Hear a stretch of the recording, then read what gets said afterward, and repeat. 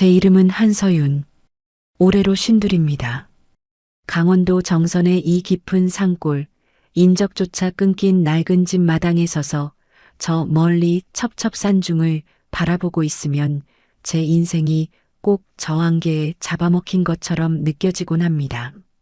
3년 전 그 지독했던 화재 사고가 나기 전까지만 해도 저는 화려한 조명 아래서 드레스 자락을 휘날리며 건반 위를 수놓던 피아니스트였습니다. 남들의 부러움을 한몸에 받으며 남편의 자상한 보살핌 속에 음악밖에 모르던 행복한 여자였지요. 하지만 신은 제게서 가장 소중한 것들을 단 한꺼번에 앗아갔습니다. 붉은 화마는 제 평생의 전부였던 음악을 앗아갔고 그 뜨거운 불길 속에서 저를 구하려던 남편마저 영원히 어둠 속으로 데려갔습니다.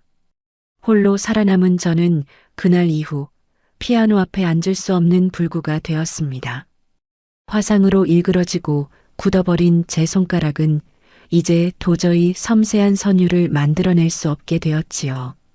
세상에서 가장 아름다운 화음만을 만지던 이 손으로 남편의 유골함을 안아야 했던 그 지독한 죄책감이 제 감각을 마비시킨 걸까요? 서울의 화려한 생활을 정리하고 연고도 없는 이곳, 정선의 허름한 집으로 도망치듯 숨어든 지 벌써 3년입니다.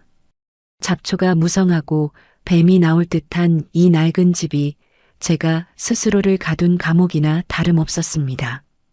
2층 창가에 앉아 비 내리는 숲을 바라보며 유일하게 손에 쥐는 건 차가운 소주잔뿐이었죠. 안개 낀 새벽이면 환청처럼 남편의 목소리가 들리곤 합니다.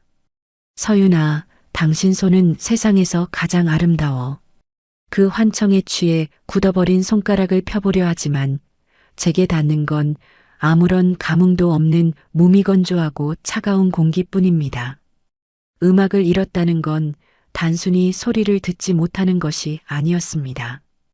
그것은 세상의 색채를 잃은 것이고 여자로서의 설렘을 잃은 것이며 살아있다는 감각 자체를 상실한 채 서서히 썩어가는 과정이었습니다. 거울을 보는 것조차 끔찍했습니다.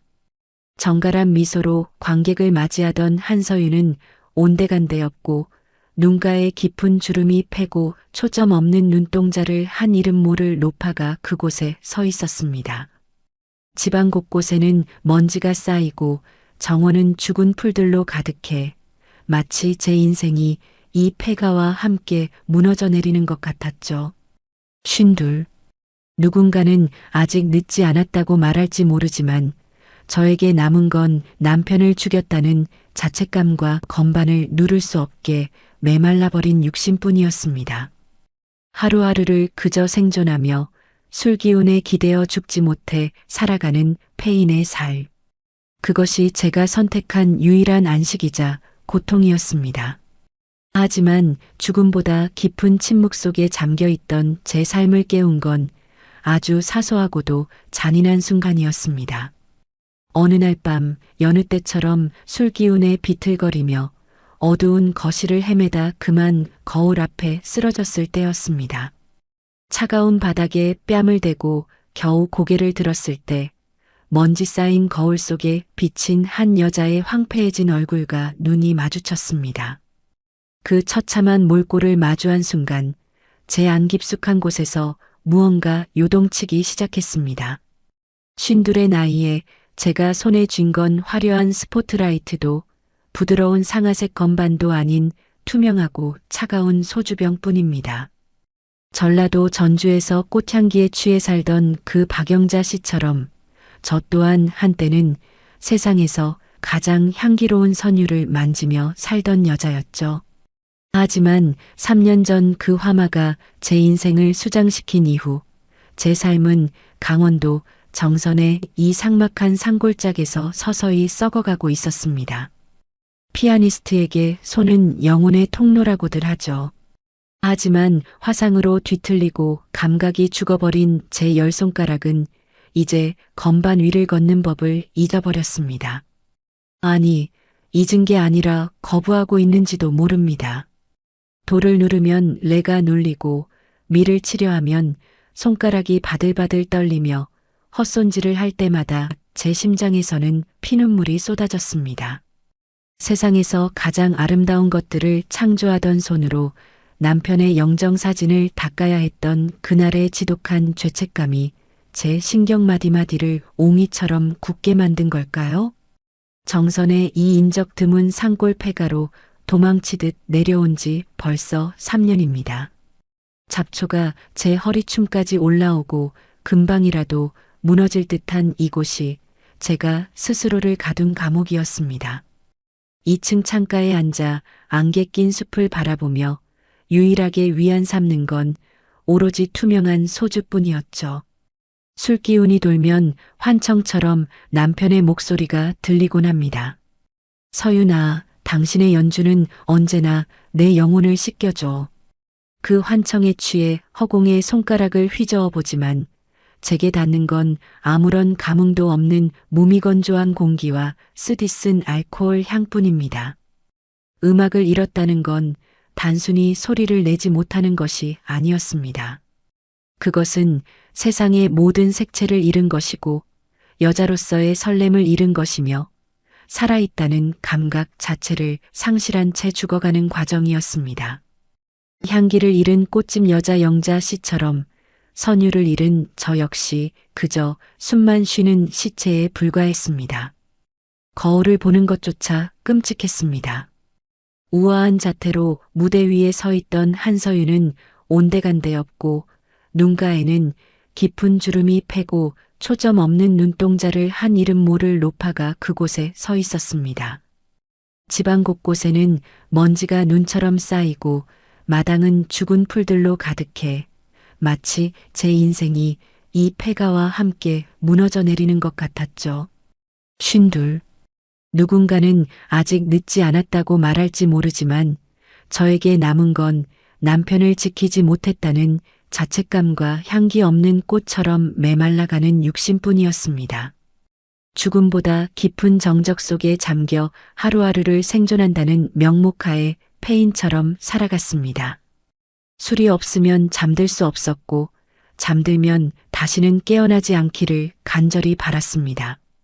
가장 화려했던 과거의 영광은 이제 날카로운 비수가 되어 제 가슴을 후벼 팠습니다.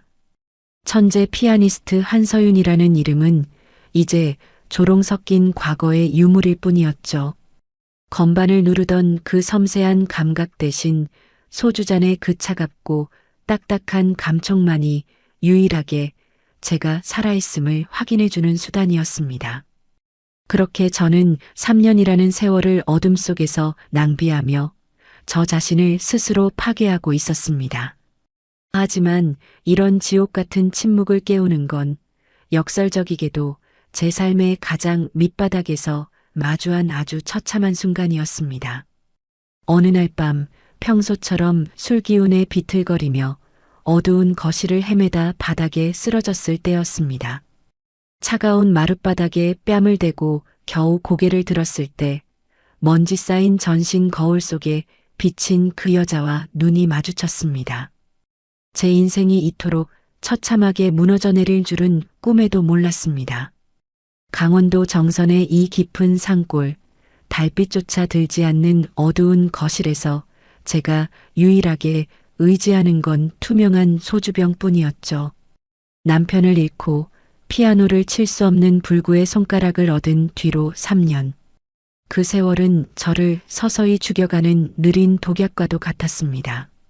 그날 밤도 여느 때와 다를 바 없었습니다.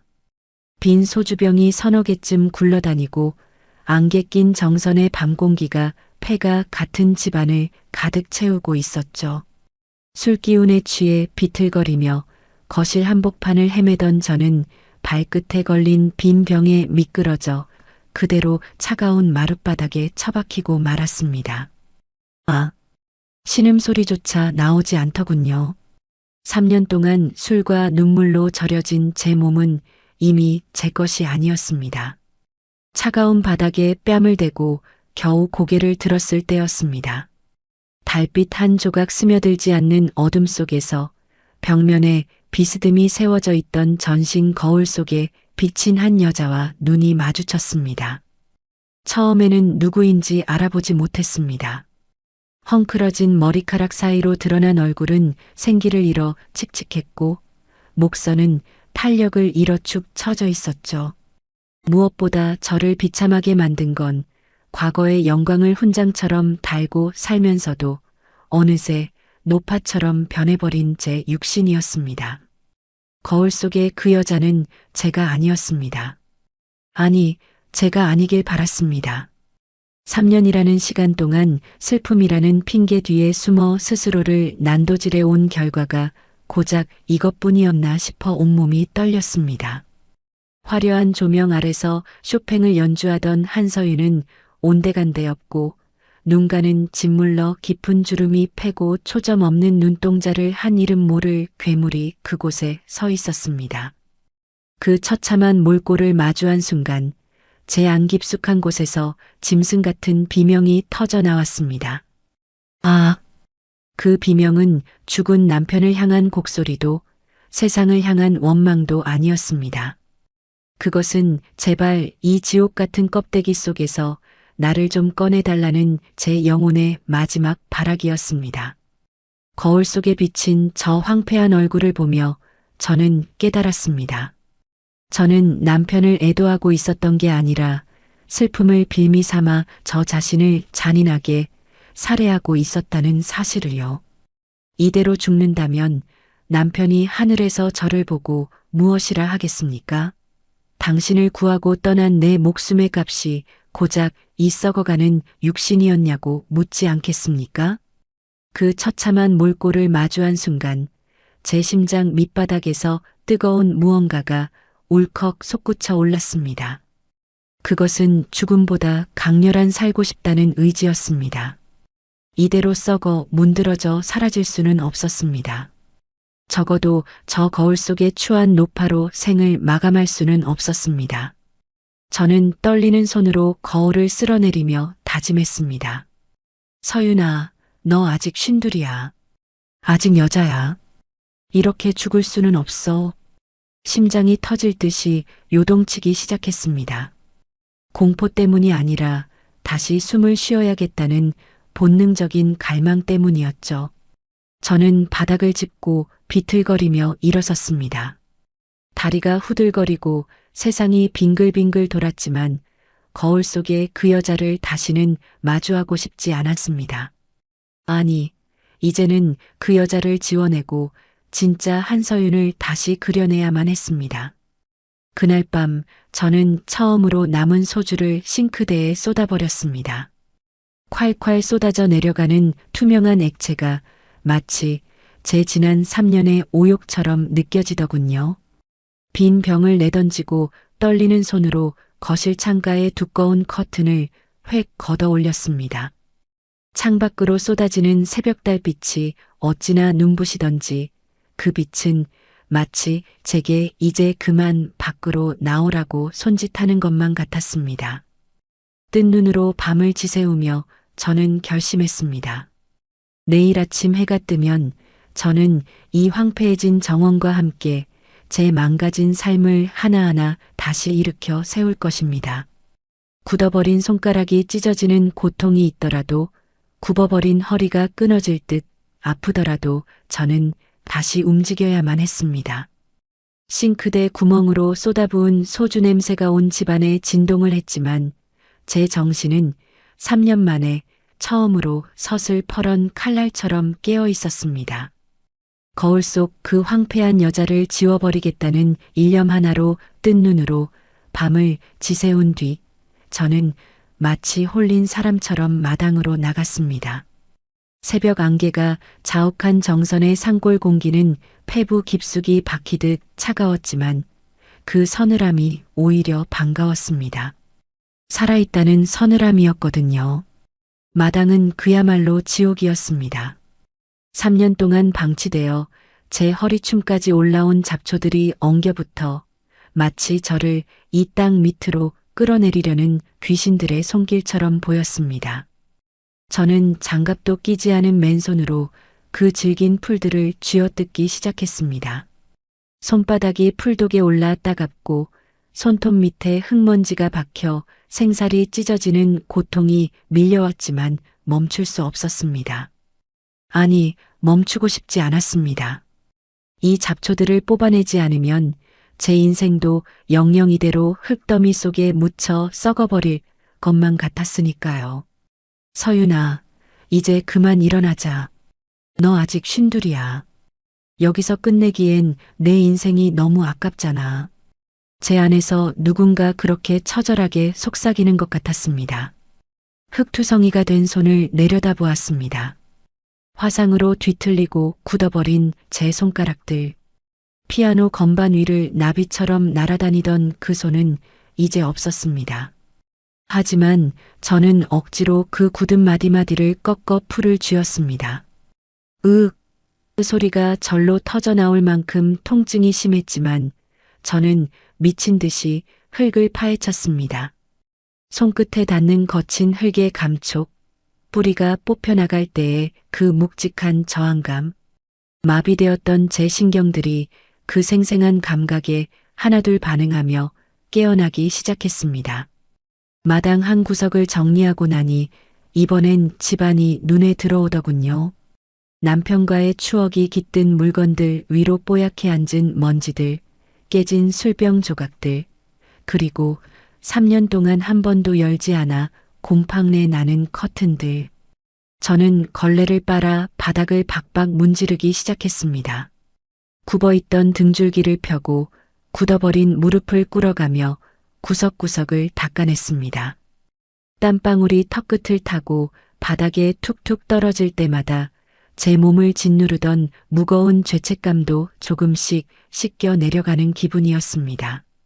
무엇보다 고통스러웠던 건 재활이었습니다. 피아니스트였던 제게 가장 잔인한 형벌은 굳어버린 손가락을 다시 움직이는 일이었죠. 저는 매일 아침 거실 한복판에 앉아 떨리는 손을 무릎 위에 올렸습니다. 그리고 마치 처음 피아노를 배우는 아이처럼, 아니 그보다 더 처절하게 손가락 하나하나를 억지로 펴고 굽혔습니다. 관절 마디마디가 비명을 지르고 식은땀이 비오듯 쏟아졌지만 저는 멈추지 않았습니다. 나 여기 살아있어. 나 좀 봐줘. 제 몸이 저에게 말을 거는 느낌이었습니다. 멍하게 술에 취해 보냈던 그 세월과는 차원이 다른 통증, 그 아픔이 오히려 살아있다는 증거 같아 눈물이 났습니다. 먼지를 털어내고 잡초를 뽑고 뒤틀린 몸을 바로잡는 그 모든 과정은 단순히 집을 치우는 일이 아니었습니다. 그것은 무너져 내린 제 영혼의 기둥을 다시 세우는 신성한 의식이었습니다. 그렇게 한 달, 두 달이 지나자 기적 같은 변화가 찾아왔습니다. 칙칙했던 안색에 은은한 혈색이 돌기 시작했고 했던 눈동자에도 다시금 힘이 실렸습니다. 무엇보다 마당에 심어둔 작은 꽃들이 하나둘 고개를 내밀 때쯤 저도 거울 속의 저를 보며 아주 작게 미소 지을 수 있게 되었습니다. 저는 더 이상 과거의 비극에만 매몰된 유령이 아니었습니다. 스스로 빛을 내기 시작한 한서윤, 그 자체로 돌아가기 위한 처절하고도 아름다운 첫걸음이었습니다. 마당의 잡초를 다 뽑아내고 흙먼지를 털어낸 뒤 저는 거실 한복판에 낡은 매트 하나를 깔고 앉았습니다. 3년 동안 술과 눈물로 절여진 제 몸은 마치 녹슨 기계처럼 삐걱거리며 비명을 질러댔지만 이상하게도 그 통증이 전혀 싫지 않았습니다. 오히려 그 아픔이 살아있다는 증거 같아 눈물이 핑 돌더군요. 멍하게 천장만 바라보며 죽음만을 기다리던 세월과는 차원이 다른 제 몸이 저에게 말을 거는 느낌이었습니다. 서윤아, 나 여기 살아있어. 나 좀 봐줘. 그렇게 외치는 제 몸을 외면할 수 없었습니다. 처음에는 가부좌를 틀고 앉는 것조차 고역이었습니다. 굳어버린 무릎은 좀처럼 펴지지 않았고 화상 흉터가 남은 등줄기는 꼿꼿하게 굳어 손가락 끝이 무릎에도 닿지 않았습니다. 하지만 저는 멈추지 않았습니다. 남들이 보기엔 별거 아닌 요가 동작 하나에도 온몸이 덜덜 떨리고 식은땀이 비 오듯 쏟아졌지만 삐걱거리는 뼈마디 사이로 열기가 차오르기 시작할 때의 그 쾌감은 무엇과도 바꿀 수 없었습니다. 깊은 명상 속에서 저는 제 몸 구석구석을 탐험했습니다. 3년 전 그 불길 속에 멈춰서 있던 제 심장, 남편을 따라 죽어버렸던 제 세포 하나하나를 불러 깨웠습니다. 땀방울이 턱 끝을 타고 매트 위에 툭툭 떨어질 때마다 제 어깨를 짓누르던 무거운 죄책감도 조금씩 씻겨 내려가는 기분이었습니다. 정원 가꾸기는 또 다른 수행이었습니다. 굳어버린 손가락으로 흙을 만지고 모종을 심으며 저는 죽어있던 대지에 생명을 불어넣었습니다. 손톱 밑에 흙이 박히고 거친 흙바닥에 무릎이 까여도 상관없었습니다. 메말랐던 땅에서 초록빛 싹이 돋아나는 것을 보며 제 안에서도 무언가 꿈틀거리며 살아나고 있음을 느꼈습니다. 기적은 서서히 하지만 아주 강렬하게 찾아왔습니다. 칙칙했던 안색에는 은은한 혈색이 돌기 시작했고 요가를 통해 장근육이 붙으면서 탄력이 생겼습니다. 어느 날 샤워를 마치고 거울 앞에 섰을 때 저는 제 뒷모습을 보고 그만 멈춰 서고 말았습니다. 처져 있던 허벅지와 가슴이 단단하게 올라붙어 있었고 골반에서 다리로 내려오는 매끈한 라인이 예전보다 훨씬 건강하고 아름다웠습니다. 그곳에는 더 이상 남편을 잃고 슬픔에 젖어 있던 비련의 피아니스트는 없었습니다. 대신 상처를 딛고 일어나 스스로를 가꾸며 단단해진 성숙한 매력을 지닌 한 여자가 서 있었습니다. 20대 때도 느껴보지 못했던 제 몸의 생명력에 가슴이 두근거렸습니다. 제 안에 여자로서의 본능이 꿈틀거리며 다시 깨어나는 기분이었죠. 저는 더 이상 유령이 아니었습니다. 스스로 빛을 내기 시작한 한서윤 그 자체였습니다. 몸이 바로 서니 마음도 단단해졌습니다. 이제는 남편의 사고를 비극이 아닌 제가 짊어지고 가야 할 생의 한 문장으로 받아들일 용기가 생겼습니다. 정갈해진 지방과 꽃향기 가득한 정원을 보며 저는 비로소 제 삶에 다시 따스한 봄바람이 부는 것을 느꼈습니다. 텅 빈 화분에 다시 꽃을 심듯 제 인생도 다시금 아름답게 피어날 수 있을 것 같은 예감이 들었죠. 그렇게 제 삶의 평온을 되찾아갈 무렵이었습니다. 여느 때처럼 기분 좋게 운동을 마치고 정갈해진 마당을 바라보던 제게 전혀 생각지도 못한 손님이 찾아왔습니다. 정선의 산골짜기에도 기어이 봄은 찾아왔습니다. 3년 전 그 불길이 제 모든 것을 앗아갔을 때만 해도 제 인생엔 영원한 겨울만 남을 줄 알았죠. 하지만 매일같이 흙을 만지고 굳어버린 손가락을 펴며 요가로 몸을 다스린 덕분에 제법 여자다운 생기가 돌기 시작했습니다. 거울 속엔 이제 술에 절어 죽어가는 폐인이 아니라 제법 단단한 근육과 생동감을 되찾은 쉰둘의 한서윤이 서 있었으니까요. 그날은 유난히 정원이 평온했습니다. 갓 피어난 수선화 향기에 취해 차 한 잔을 내리던 참이었죠. 그런데 정적을 깨고 대문 밖에서 낯선 구두 소리가 들려왔습니다. 자갈을 짓밟는 그 불안정한 발소리. 고개를 돌린 제 눈앞에 나타난 건 믿기지 않게도 과거 음악계에서 제 분신과도 같았던 후배 지수였습니다. 언니, 서윤 언니 맞지? 지수의 목소리는 떨리고 있었습니다. 화려한 무대 위에서 독주회를 열며 온 세상을 가질 것 같던 그 당당한 지수는 어디로 갔을까요? 챙이 넓은 모자 아래로 드러난 그녀의 얼굴은 헬쑥하다 못해 창백했고 눈가는 무언가에 쫓기는 짐승처럼 파르르 떨리고 있었습니다. 제가 기억하는 지수는 남편인 사업가 강태우와 결혼하며 세상에서 가장 행복한 신부가 되었던 아이였는데 말입니다. 그녀는 제 거실에 앉자마자 참아왔던 울음을 터뜨렸습니다. 정갈하게 닦아놓은 제 찻잔 위로 그녀의 눈물이 뚝뚝 떨어졌죠. 지수의 입에서 나온 이야기는 충격적이었습니다. 겉으로는 완벽해 보이던 강태우와의 결혼 생활은 실상 정교하게 설계된 감옥이었습니다. 강태우는 지수의 모든 인간관계를 차단하고 그녀의 자존감을 갉아먹으며 서서히 영혼을 파괴하고 있었습니다. 언니, 그 사람은 내가 숨쉬는 것조차 자기 허락을 받길 원해. 내가 피아노를 치면 내 실력은 이제 쓰레기야라며 악보를 찢어버려.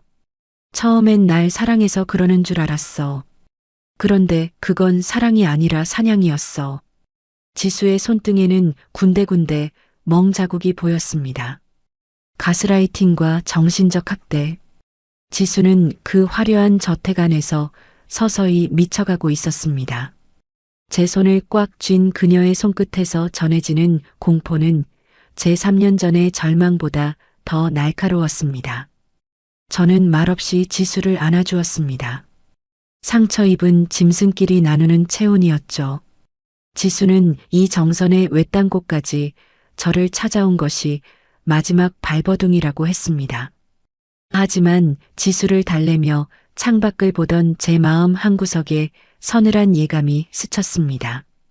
지수가 호소하는 그 고통 너머로 강태우라는 남자가 가진 집요함이 느껴졌거든요.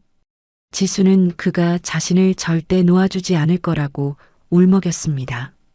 그가 보낸 감시의 눈길이 이미 이 산골짜까지 닿아 있는 것은 아닐까 하는 의구심이 들 무렵이었습니다. 지수를 방으로 안내해 잠시 쉬게 한 뒤 저는 부엌으로 향했습니다. 그녀를 위해 따뜻한 수프라도 끓여야겠다고 생각했죠. 그런데 그 순간 마당에 정적을 찢는 육중한 차 소리가 들려왔습니다. 검은색 대형 세단 한 대가 제 집 앞마당을 점령하듯 멈춰 섰습니다.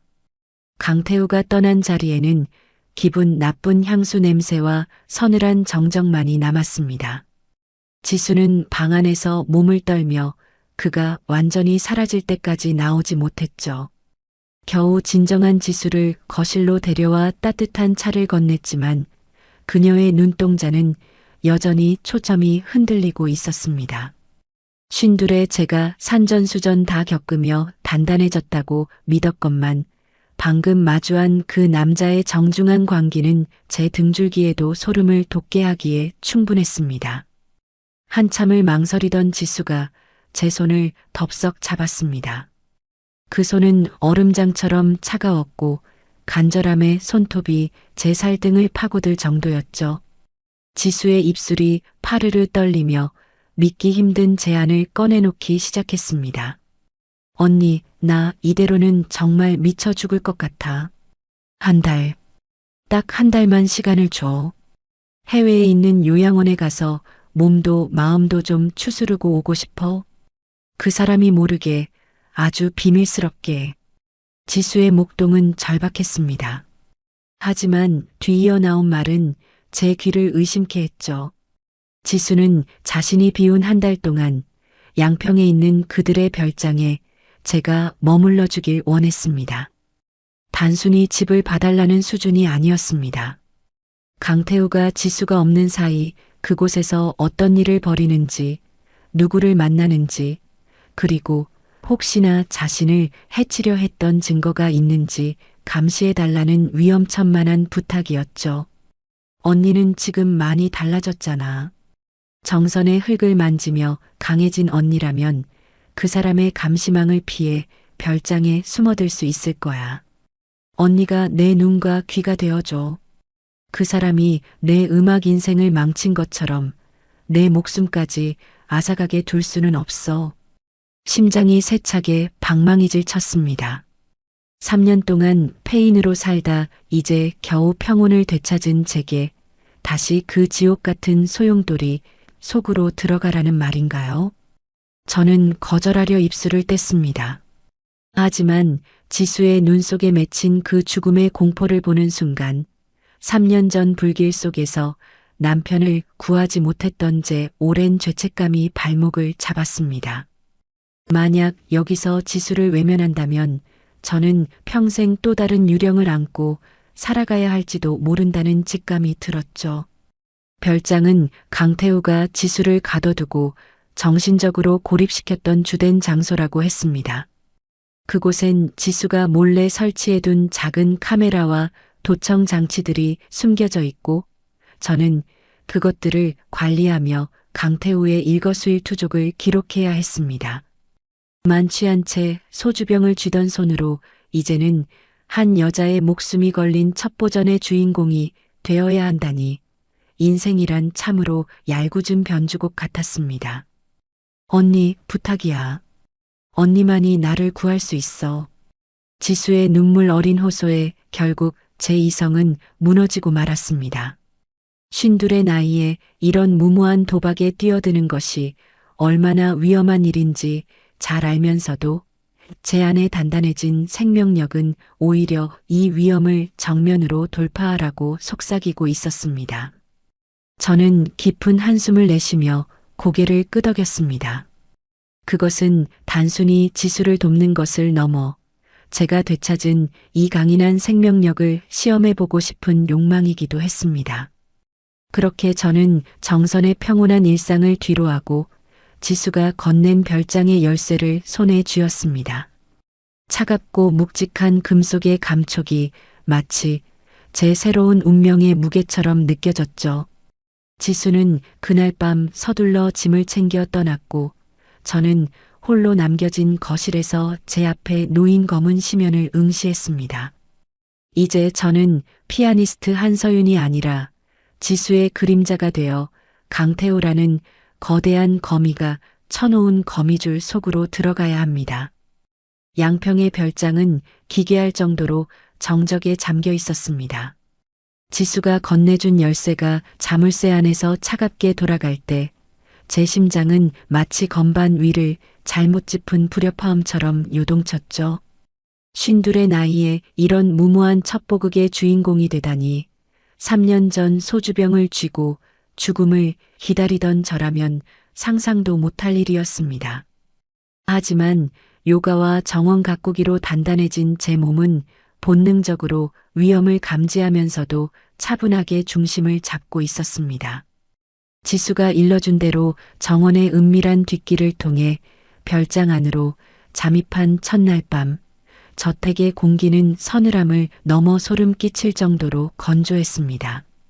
먼지 하나 없이 완벽하게 정돈된 거실, 자를 댄 듯 배치된 가구들.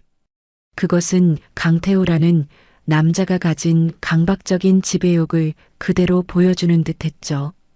저는 숨을 죽인 채 지수가 숨겨두었다는 비밀 모니터를 찾아 서재 근처의 벽장을 열었습니다. 화면이 켜지자 서재 안에 강태우가 나타났습니다. 낮에 보았던 그 정중하고 빈틈없던 사업가의 모습은 온데간데 없었습니다. 그는 셔츠 단추를 풀어헤친 채 책상 앞에 멍하니 앉아 있었죠. 그런데 제 예상과는 전혀 다른 광경이 펼쳐졌습니다. 그가 서랍 깊숙한 곳에서 꺼낸 것은 날카로운 흉기나 범죄의 증거가 아니라 작은 유리병과 주사기였습니다. 아!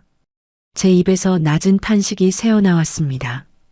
잔혹한 포식자인 줄만 알았던 강태우는 주사 바늘을 팔에 꽂으며 고통스러운 듯 몸을 떨고 있었습니다. 약 기운이 퍼지자 그는 마치 뼈가 없는 인형처럼 의자에 늘어졌고 입가에서는 희미한 신음이 흘러나왔죠. 지수가 말했던 가스라이팅과 학대의 주체였던 그 남자는 사실 약물이라는 지독한 늪에 빠져 스스로를 파괴하고 있는 나약한 중독자에 불과했습니다. 그의 눈동자는 초점이 풀린 채 허공을 헤매고 있었습니다. 그 모습이 왠지 3년 전 남편을 잃고 소주잔에 영혼을 팔았던 제 모습과 겹쳐 보여 가슴 한구석이 서늘해졌습니다.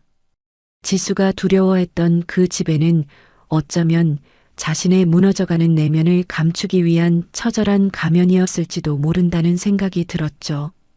포식자에 가면 뒤에 숨겨진 상처 입은 짐승의 민낯을 마주한 순간 제 안의 두려움은 묘한 연민과 경계심으로 뒤섞였습니다. 저는 숨을 죽이고 그를 지켜보았습니다.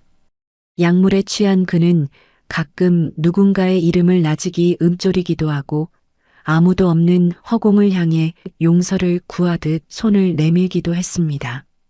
그가 보여주는 광기는 타인을 향한 칼날이라기보다 자신을 향한 날카로운 비명에 가까웠습니다. 지수가 이 남자를 그토록 두려워했던 이유는 아마도 이 일그러진 영혼이 뿜어내는 통제 불능의 파괴 에너지 때문이었을 것입니다. 밤이 깊어갈수록 강태우의 고통은 더해갔습니다. 금단 증상인지 아니면 약물의 부작용인지 그는 바닥을 굴러다니며 거친 숨을 내몰아 쉬었습니다. 저는 벽장 뒤에서 그 모습을 지켜보며 갈등했습니다. 당장 뛰어나가 그를 도와야 할지 아니면 지수의 부탁대로 그의 파멸을 묵묵히 기록해야 할지.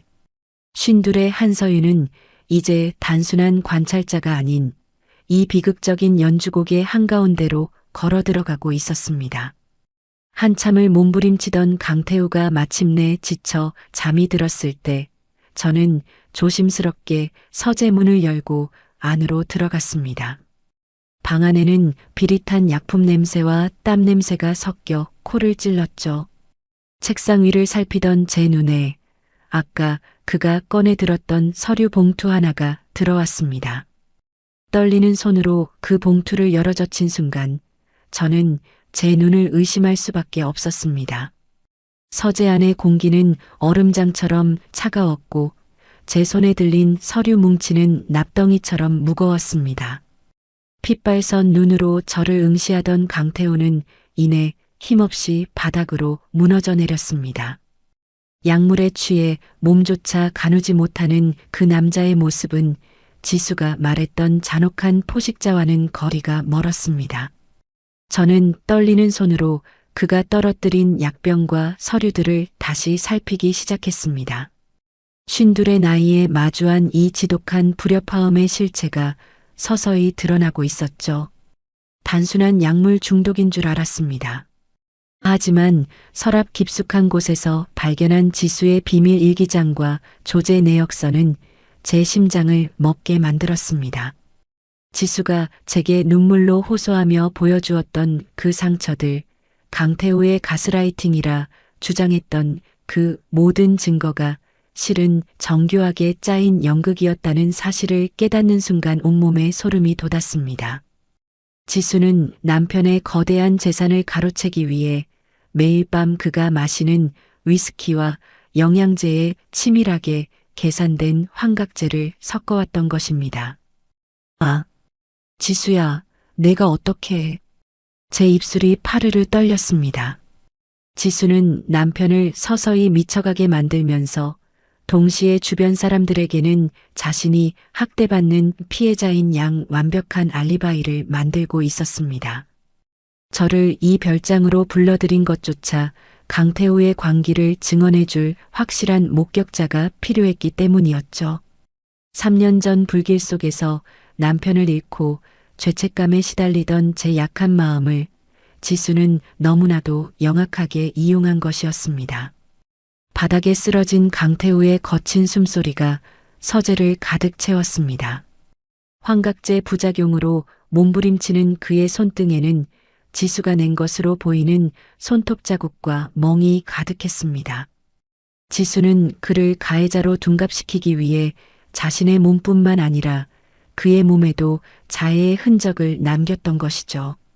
쉰둘의 인생을 살며 사람의 속내를 어느 정도 볼 줄 안다고 자부했건만 제가 자매처럼 아꼈던 지수의 그 맑은 눈동자 뒤에 이런 검은 심연이 도사리고 있을 줄은 꿈에도 몰랐습니다. 저는 책상 위에 흩어진 환각제 성분 분석표와 지수가 해외 계좌로 거액을 송금한 내역들을 하나하나 카메라에 담았습니다. 손가락이 바들바들 떨렸지만 요가로 다스려온 호흡을 가다듬으며 냉정을 되찾으려 애썼습니다. 이제 상황은 역전되었습니다. 저는 지수의 눈과 귀가 아니라 이 잔혹한 음모를 밝혀낼 유일한 심판자가 되어야 했습니다. 약 기운이 조금 가신 듯 강태우가 초점 없는 눈으로 저를 올려다보았습니다. 살려줘. 누군가 나를 죽이려 해. 그의 갈라진 목소리에는 신락 같은 생존 본능이 담겨 있었습니다. 그 목소리를 듣는 순간 제 안의 모성애와 정의감이 동시에 들끓었습니다. 비록 지수의 부탁으로 이곳에 왔지만 이제 제가 해야 할 일은 명확해졌습니다. 이 남자를 지옥에서 건져 올리고 천사의 가면을 쓴 지수의 민낯을 세상에 드러내는 것이죠. 밤은 깊어가고 별장의 정적은 더욱 기괴해졌습니다. 지수가 요양원에서 돌아오기까지 남은 시간은 단보름. 그 안에 저는 강태우의 몸속에 남은 독성분을 증명할 증거를 확보하고 지수가 짜놓은 거미줄을 끊어내야만 합니다. 쉰둘의 한서윤, 이제는 피아니스트의 섬세한 손이 아닌 진실을 움켜쥐는 강인한 손으로 이 비극적인 소나타의 마지막 악장을 준비하기 시작했습니다. 저는 강태우를 부축해 침대에 눕히고 지수가 숨겨둔 나머지 감시 장치들을 역이용할 계획을 세웠습니다.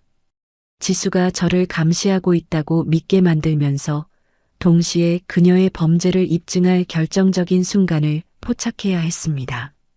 긴박한 긴장감이 흐르는 가운데 저는 지수의 서랍 안쪽에서 발견한 또 하나의 물건에 시선을 멈췄습니다. 그것은 다름 아닌 3년 전 제 남편의 사고와 관련된 기사 뭉치였습니다. 지수의 비밀 금고 앞에서 제 손가락은 피아노 건반 위를 짚듯 가늘게 떨리고 있었습니다.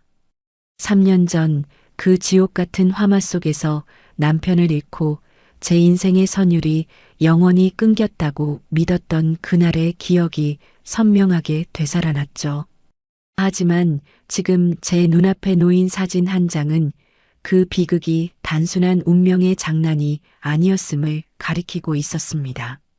지수, 제가 친동생처럼 아끼며 제 모든 기술과 감성을 전수해 주었던 그 아이가 제 남편의 사고 현장에 있었다니요. 52의 나이에 마주한 이 잔혹한 진실은 저를 무너뜨리는 대신 오히려 제 안에 잠자던 거친 생명력을 폭발시켰습니다.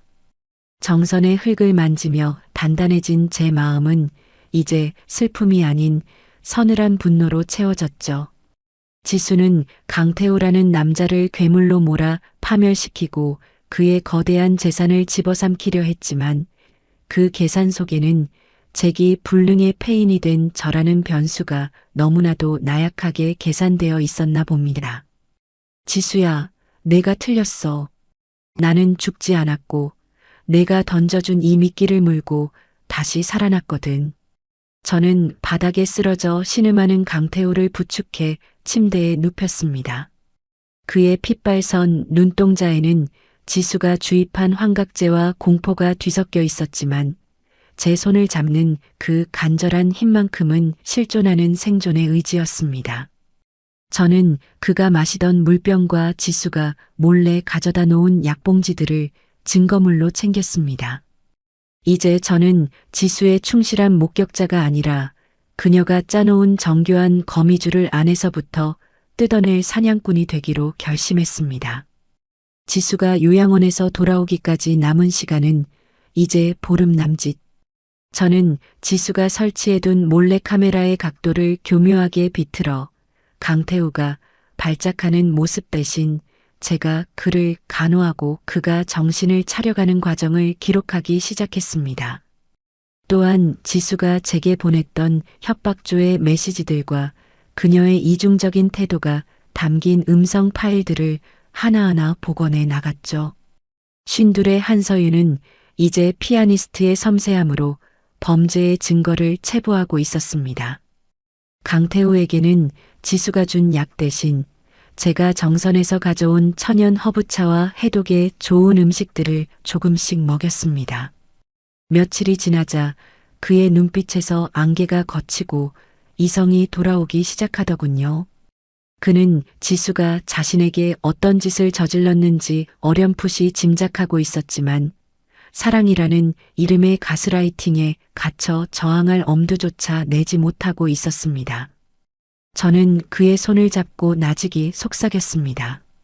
강 대표님, 당신을 괴물로 만든 건 당신의 본성이 아니라 저 여자의 탐욕입니다. 제가 당신의 증인이 될게요. 역전된 운명의 수레바퀴는 이제 지수를 향해 굴러가기 시작했습니다. 그녀는 해외에서 우아하게 요양하며 남편의 파멸 소식을 기다리고 있겠지만 이곳 양평별장에서는 그녀의 악행을 역으로 증명할 완벽한 시나리오가 완성되어 가고 있었죠. 저는 지수가 금고에 숨겨두었던 3년 전 사고 관련 서류들을 복사하며 제 남편의 죽음 뒤에 숨겨진 추악한 거래의 몸통이 누구인지 추적해 나갔습니다. 밤마다 저는 별장 거실에 놓인 그랜드 피아노 앞에 앉았습니다.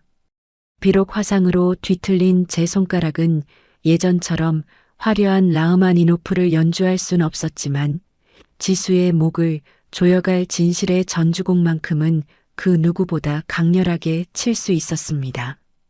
건반을 누를 때마다 제 안의 상처들이 아물고 그 자리에 단단한 복수의 칼날이 돋아나는 것을 느꼈습니다. 52 여자로서 가장 아름답고 강인한 나이에 저는 비로소 제 삶의 지휘봉을 다시 쥐게 된 것입니다. 드디어 지수가 돌아오기로 한 전날 밤, 저는 모든 준비를 마쳤습니다. 별장의 모든 조명을 끄고 오로지 달빛 아래서 지수가 돌아올 길목을 응시했죠. 그녀가 들고 올 승전보가 어떻게 비명으로 바뀔지 상상하며 저는 마지막으로 제 뒤틀린 손가락을 하나하나 펴보았습니다. 진실을 향한 서곡이 울려 퍼지기도 전 세상은 제 예상보다 훨씬 더 추악한 불협화음을 내며 저를 집어삼키려 들었습니다. 양평 별장의 서늘한 공기 속에서 강태우를 간호하며 지수의 음모를 파헤치던 제 진심은 담장 너머 마을 사람들의 눈에는 그저 쉰둘난 여자의 한 불륜극으로 비친 모양입니다. 3년 전 정선에서 폐인처럼 살 때보다 더 지독한 낙인이 제 이마에 새겨지고 있었습니다. 세상에 남편 잃고 산골로 도망치듯 들어온 줄 알았더니 결국 젊은 돈 많은 놈 꼬시려고 별장에 들락거린 거였어? 마을 입구에서부터 들려오는 수군거림은 가시 돋친 넝쿨처럼 제 발목을 휘감았습니다. 지수가 떠나기 전 교묘하게 마을 부녀회와 노인정에 흘려놓은 피해자 코스프레가 독초처럼 무성하게 자라난 결과였죠. 지수는 자신이 학대받아 도망친 가련한 아내인 양 연기했고 저는 그런 가여운 후배의 남편을 가로챈 파렴치한 불륜녀로 둔갑해 있었습니다. 사람들은 진실에는 관심이 없었습니다. 그저 씹기 좋은 안주거리와 비난할 대상이 필요했을 뿐이었죠. 괴롭힘은 갈수록 비인도적인 광기로 변질되었습니다. 처음엔 대문 앞에 몰래 버려진 음식물 쓰레기였지만 점차 수위가 높아지더니 급기야 밤마다 제 집 유리창을 향해 돌멩이가 날아들기 시작했습니다. 이 더러운 불륜녀야. 마을 물 흐리지 말고 당장 떠나. 어둠 속에서 누군가 내뱉는 저주의 말들은 제 가슴 등을 후벼 팠습니다.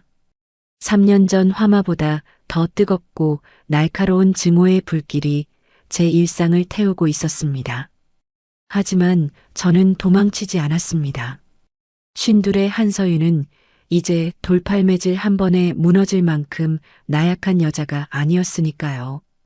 요가로 다져진 제 등줄기는 꼿꼿했고 정원의 흙을 만지며 단단해진 제 손가락은 떨리지 않았습니다. 오히려 그들이 제 집 담장에 붉은 페인트로 쓴 창녀라는 글자를 보며 저는 비릿하게 웃었습니다. 그 광기 어린 낙인이야말로 지수가 얼마나 다급하게 저를 매장하려 하는지를 보여주는 증거였기 때문입니다. 강태우는 그런 저를 보며 미안함에 고개를 숙였습니다. 약 기운이 가신 그의 눈에는 이제 연민과 분노가 공존하고 있었죠. 서윤 씨, 저들 때문이라도 이제 그만하세요. 당신까지 다치게 할 순 없습니다. 그의 말에 저는 조용히 찻잔을 내려놓았습니다. 강 대표님, 저 사람들은 진실을 모르는 게 아니라 보고 싶은 것만 보는 거예요. 지수가 던져준 미끼가 달콤할 뿐이죠. 하지만 곡조가 바뀌면 춤추던 사람들도 멈춰야 할 겁니다. 마을 사람들의 집단적인 공격은 극에 달해 급기야 제가 아끼던 정원의 꽃들을 짓밟고 대문을 자물쇠로 채우는 지경까지 이르렀습니다. 고립무원의 처지였지만 저는 오히려 그 정적 속에서 더 날카롭게 지수의 파멸을 설계했습니다. 그들이 던진 돌멩이를 하나하나 모아 담장을 쌓듯 저는 지수가 흘린 거짓의 조각들을 모아 진실의 성벽을 쌓아 올렸습니다. 무지의 대중이 뿜어내는 그 도끼 서린 눈초리를 견디는 것은 고통스러웠지만 한편으로는 묘한 해방감마저 느껴졌습니다. 세상의 모든 평판과 체면을 내려놓고 나니 오직 진실과 저 자신만이 남더군요. 저는 52의 나이에 비로소 타인의 시선이라는 감옥에서 탈출하고 있었습니다. 마을 사람들의 비인도적인 괴롭힘은 저를 꺾는 것이 아니라 오히려 저를 더 날카로운 복수의 칼날로 벼려내고 있었습니다. 폭풍전야의 고요함이 감도는 밤, 저는 마지막으로 엉망이 된 정원을 바라보았습니다. 짓밟힌 수선화와 깨진 장독대 파편들 사이로 달빛이 비쳤습니다. 이제 내일이면 지수가 요양원에서 돌아옵니다. 마을 사람들의 저주 섞인 함성 너머로 지수의 승전보가 비명으로 바뀔 최후의 무대가 준비되고 있었습니다. 지수의 가련한 피해자 가면이 갈갈이 찢겨나가던 그 순간 별장 앞마당을 가득 채웠던 마을 사람들의 함성은 기괴한 침묵으로 변했습니다. 대형 스크린에 투사된 지수의 서늘한 미소와 약물을 조제하던 그 잔인한 손길이 만천하에 드러났을 때 저를 향해 돌을 던지던 그들의 손은 갈 곳을 잃고 허공에서 멈췄죠. 하지만 그들의 눈에 서린 건 미안함이 아니었습니다. 자신들이 속았다는 사실에 대한 당혹감, 그리고 또 다른 먹잇감을 찾아 헤매는 비릿한 호기심뿐이었죠. 서윤 씨, 이제 다 끝났어요. 진실이 밝혀졌잖아요. 강태우가 떨리는 목소리로 제 어깨를 잡았습니다. 하지만 저는 그저 멍하니 짓밟힌 수선화 꽃잎들을 내려다보았습니다. 지수의 악행은 증명되었고 그녀는 법의 심판대에 오르겠지만 제 명예와 지난 52의 세월이 담긴 기억들은 이미 회복할 수 없을 만큼 진흙탕에 처박힌 뒤였습니다. 마을 사람들의 그 가증스러운 동정 어린 눈빛, 아니, 내일이면 다시 그래도 둘이 별장에 있었던 건 사실이잖아라며 수군거릴 그들의 입술을 떠올리니 구역질이 올라왔습니다. 세상은 썩어 있었습니다. 진실이 밝혀져도 상처는 아물지 않았고 정의가 구현되어도 잃어버린 남편의 시간과 제 화상 입은 손가락의 감각은 돌아오지 않았죠. 3년 전 정선의 폐가에서 소주병을 쥐고 죽음을 기다리던 때보다 더 지독한 환멸이 제 영혼을 잠식했습니다. 52의 한서윤은 이제 더 이상 이 위선적인 무대 위에서 박수받는 피아니스트로 남고 싶지 않았습니다. 강 대표님, 우리는 이제 이 세상에 없는 사람이 되어야 해요. 제 말에 그는 조용히 고개를 끄덕였습니다. 그 역시 자신의 부와 명성이 지수의 음모와 약물 중독이라는 추문으로 얼룩진 것을 견디지 못했죠. 우리는 약속이라도 한 듯 지수가 떠난 자리에 남은 모든 흔적을 지우기 시작했습니다. 별장은 매각 절차를 밟는 대신 폐쇄했고 제가 정선에서 가꾸던 그 작은 정원도 다른 이의 손에 넘겼습니다. 휴대전화 번호를 바꾸고 SNS 계정을 삭제하고 우리가 한때 한서윤과 강태우로 불렸던 모든 기록을 세상에서 도려냈습니다. 세상의 시선에서 완전히 절연된다는 것은 역설적이게도 가장 완벽한 자유를 의미했습니다. 누군가의 아내도 천재 피아니스트도 불륜녀도 아닌 그저 숨쉬는 인간으로서의 존재. 우리는 각자의 이름 뒤에 숨겨진 그 무거운 껍데기들을 하나씩 벗어 던졌습니다. 진흙탕 속에 빠진 명예를 건지려 애쓰느니 차라리 그 진흙 속에 깊이 잠겨 세상의 눈을 피하는 편이 훨씬 평온했습니다. 우리는 아무도 찾지 못할 남도의 이름 없는 섬으로 거처를 옮기기로 했습니다. 지도가 가리키지 않는 작은 어촌 마을, 그곳에서 우리는 영원히 숨어 사는 유령이 되기로 맹세했죠. 짐이라곤 요가 매트 하나와 낡은 악보 몇 장뿐이었습니다. 과거의 기억이 우리를 붙잡으려 할 때마다 우리는 서로의 손을 꽉 쥐며 그 정적 속으로 더 깊이 걸어 들어갔습니다. 떠나기 전 마지막 밤, 저는 엉망이 된 별장 거실의 피아노 덮개를 닫았습니다. 이제 제 연주는 세상 누구에게도 들리지 않을 것입니다. 오로지 저 자신과 저와 함께 지옥을 건너온 이 남자만을 위한 무음의 소나타가 시작되는 셈이었죠. 세상과 절연한다는 건 어쩌면 저 자신과 가장 뜨겁게 조우하는 과정이었습니다. 52, 저는 비로소 타인이 그려놓은 악보를 찢어버리고 저만의 침묵을 연주하기 시작했습니다. 새벽 4시, 양평 별장을 에워싼 공기는 비릿한 광기로 가득했습니다. 진실이 밝혀졌음에도 불구하고 마을 사람들은 자신들의 비인도적인 행동을 사과하기는커녕 오히려 우리까지 속인 천벌을 받을 연놈들이라며 대문을 부술 듯 두드려댔죠. 52의 나이에 제가 마주한 인간의 밑바닥은 정선에 썩은 나탈보다 더 고약했습니다. 횃불처럼 일렁이는 분노 섞인 고함 소리가 거실 유리창을 때릴 때마다 제 안에 신락 같은 미련도 함께 바스러졌습니다. 서윤 씨, 가야 해요. 더 이상 지체하면 정말 퇴로가 끊깁니다. 강태우가 제 손을 쥐었습니다. 그 역시 지수가 남긴 약물의 부작용과 세상의 멸시로 만신창이가 된 상태였죠. 우리는 짐이라곤 요가 매트 하나와 최소한의 생존 도구만을 챙긴 채 사람들이 몰려있는 정문을 피해 정원 뒤편의 낡은 뒷문을 열었습니다. 차갑고 축축한 새벽 안개가 마치 기다렸다는 듯 우리를 집어삼켰습니다. 그 길은 제가 지난 몇 달간 잡초를 뽑으며 다져놓았던 숲으로 이어지는 은밀한 통로였습니다. 등 뒤에서는 여전히 나와 이 더러운 것들아 하는 고함과 둔탁한 타격음이 들려왔지만 저는 단 한 번도 뒤를 돌아보지 않았습니다. 3년 전 남편을 잃었을 때 흘렸던 눈물조차 이제는 말라붙어 제 눈동자는 안개보다 더 서늘한 빛을 띠고 있었죠. 52, 제 인생의 화려한 무대 조명은 꺼졌고 이제는 오로지 어둠만이 제 유일한 관객이었습니다.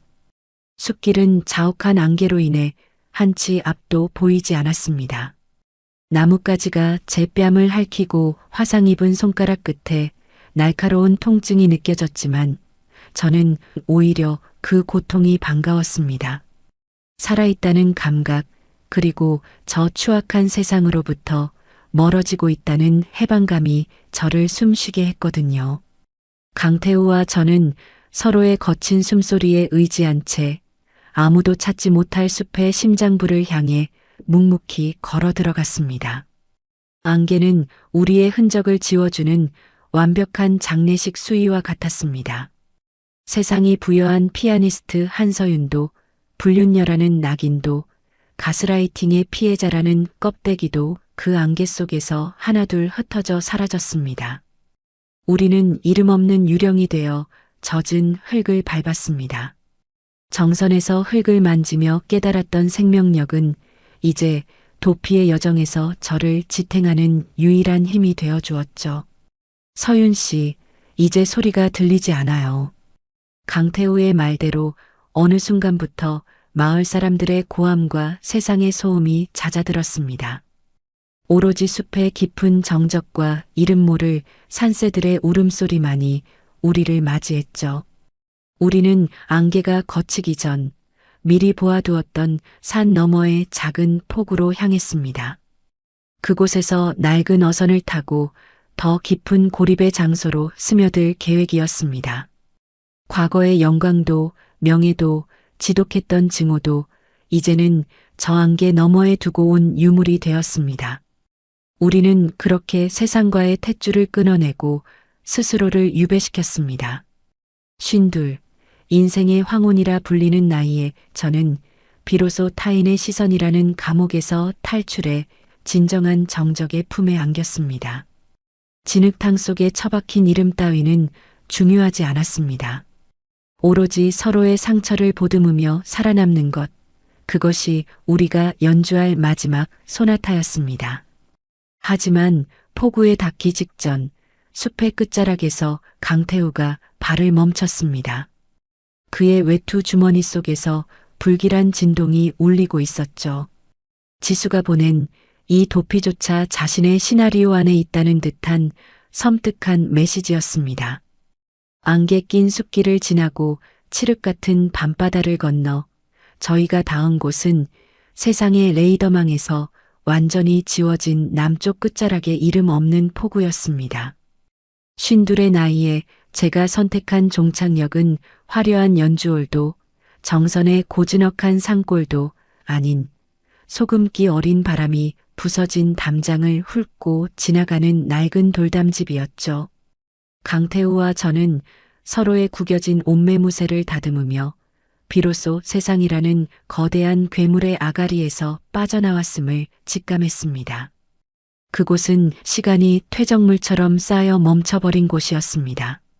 마을 노인들은 저희가 누구인지 어디서 왔는지 묻지 않았습니다. 그저 외지에서 온 사연 많은 부부겠거니 하며 무심하게 길을 터줄 뿐이었죠.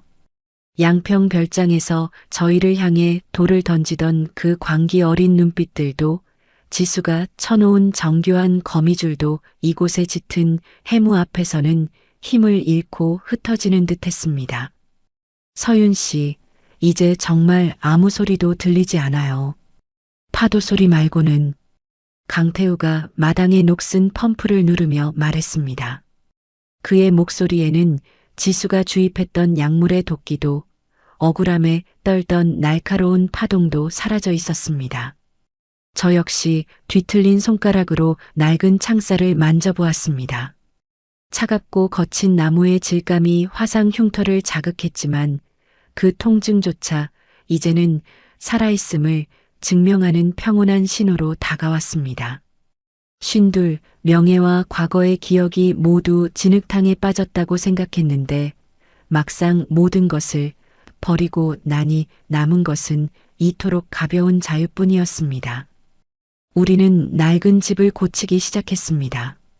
지붕에 깨진 기와를 갈아 끼우고 마당에 제멋대로 자란 넝쿨들을 걷어내며 우리는 다시 인간이 되어갔습니다. 요가 매트를 펴고 바다를 향해 호흡을 가다듬을 때면 제 척추 마디마디에 박혀있던 세상의 시선들이 하나둘 빠져나가는 기분이었습니다. 땀방울이 바닥에 떨어질 때마다 저는 비련의 여주인공이라는 껍데기를 벗어 던지고 오로지 이 순간만을 살아내는 단단한 여자가 되었습니다. 이곳에서의 하루는 지독하게도 정적이었지만 그 정적은 결코 공허하지 않았습니다. 아침이면 바다에서 불어오는 눅눅한 바람이 저희를 깨웠고 저녁이면 노을이 지는 수평선을 바라보며 서로의 상처를 묵묵히 응시했습니다. 지수의 배신과 마을 사람들의 폭력은 이제 먼 은하계의 이야기처럼 아득해졌죠. 우리는 더 이상 누군가에게 증명할 필요도 누군가를 용서할 필요도 없는 완벽한 고립 속에 안착했습니다. 세상의 지도는 저희를 버렸지만 저희는 이 작은 집 안에서 자신만의 우주를 다시 그리기 시작했습니다. 저는 이제 피아노 건반 대신 거친 돌멩이와 흙을 만지며 또 다른 선율을 만들어냈습니다. 강태우 역시 기업가의 위엄 대신 소박한 어부의 옷을 입고 바다의 순리를 배워갔죠. 억압으로부터의 완전한 해방. 그것은 화려한 성공 뒤에 오는 보상이 아니라 모든 것을 잃고 바다까지 내려온 자들만이 누릴 수 있는 신의 배려였습니다. 밤이 깊으면 저희는 파도 소리를 자장가 삼아 잠이 들었습니다. 더 이상 악몽을 꾸지 않았고 지수의 환영에 시달리지도 않았습니다. 이 낡은 집의 돌담이 세상의 모든 악의로부터 저희를 보호해주는 난공불락의 요새처럼 느껴졌거든요. 52. 제 생의 가장 찬란한 막이 이토록 적막하고 소박한 곳에서 시작될 줄은 정말 몰랐습니다. 하지만 그 평온함 속에서도 저는 가끔 바다 건너를 응시하곤 했습니다. 지수가 던진 마지막 메시지의 잔상이 제 망막 어딘가에 남아 있었기 때문이죠. 언니, 그 남자를 데리고 어디까지 갈 수 있을 것 같아? 그 독한 목소리가 파도 소리에 섞여 들려오는 것 같아 움찔할 때마다 저는 강태우의 손을 더 세게 쥐었습니다. 남도 끝자락에 이름 없는 폭우, 소금기 저린 바람이 낡은 돌담 사이를 훑고 지나가는 이곳이 제가 선택한 마지막 무대입니다. 52의 나이에 제가 손에 쥔 건 화려한 트로피도 상아색 건반도 아닌 거친 흙과 강태우의 온기뿐이었죠. 지수의 집요한 추적과 마을 사람들의 그 비인도적인 돌팔매질을 피해 안개숲을 헤매던 그날 밤, 저는 이미 세상에서의 한서윤을 장례 지냈습니다. 이제 저는 더 이상 과거의 비극에 발목 잡힌 비련의 피아니스트가 아닙니다. 남편을 잃은 죄책감에 소주잔을 쥐며 스스로를 난도질하던 그 폐인 같은 여자는 저 안개 속에 묻어버렸죠. 억압과 감시, 그리고 천사의 가면을 쓴 지수의 그 소름 끼치는 음모조차 이제는 먼 파도 소리에 씻겨나가는 한 조각 거품처럼 느껴집니다. 강태우와 저는 이 낡은 집 마당에 쪼그려 앉아 매일같이 흙을 만집니다. 그가 지수에게 당했던 약물의 도끼가 빠지고 제 화상 입은 손가락 마디마디의 생기가 돌 때마다 저희는 비로소 진정한 평온이라는 악보를 함께 그려나가기 시작했습니다. 명예가 진흙탕에 처박히고 온 세상이 저희를 향해 손가락질해도 상관없었습니다. 서로의 상처를 응시하며 묵묵히 요가를 하고 호흡을 가다듬는 이 정적이야말로 제가 52 평생 갈구해온 유일한 낙원이었으니까요. 도망자의 신세라는 건 역설적이게도 더 이상 잃을 것이 없다는 완벽한 자유를 의미했습니다. 타인의 시선이라는 감옥에서 탈출한 저희에게 세상의 지도는 아무런 의미가 없었죠. 지수가 보냈던 그 섬뜩한 메시지들, 언니가 어디까지 갈 수 있을 것 같아? 라고 비웃던 그 목소리도 이곳의 거친 파도 앞에서는 힘을 잃었습니다. 저희는 이제 지도 밖의 유령이 되어 세상이 허락하지 않은 비극적이나마 가장 아름다운 안식을 누리고 있습니다. 밤이 되면 바다는 잉크보다 더 검은 빛으로 저희를 감싸 안습니다. 저는 강태우의 어깨에 기대어 저 멀리 수평선을 바라보며 생각합니다.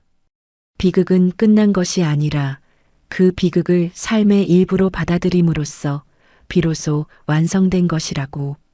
뒤틀린 손가락으로 그의 거친 손등을 쓸어내리며 저는 처음으로 미래에 대한 두려움 없이 잠이 듭니다. 52. 제 생의 마지막 소나타는 이토록 고요하고도 처절한 평온 속에서 비로소 첫 음을 떼기 시작했습니다. 지금까지 긴박하게 이어온 서윤과 태우의 처절한 생존기, 그리고 그 끝에서 마주한 비극적인 안식의 이야기를 함께 해주셔서 진심으로 감사합니다.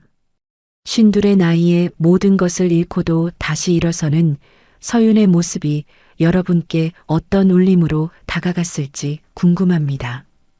이 이야기가 마음에 드셨다면 구독과 좋아요, 그리고 알림 설정까지 꼭 부탁드립니다. 여러분의 작은 관심이 다음 이야기를 이어가는데 정말 큰 힘이 됩니다. 서윤과 태우의 앞날에 대해 혹은 이번 이야기에서 가장 기억에 남는 장면에 대해 자유롭게 댓글 남겨주세요. 모든 댓글은 하나하나 소중하게 읽어보겠습니다. 다음에도 가슴을 울리는 진한 서사로 찾아뵙겠습니다. 감사합니다.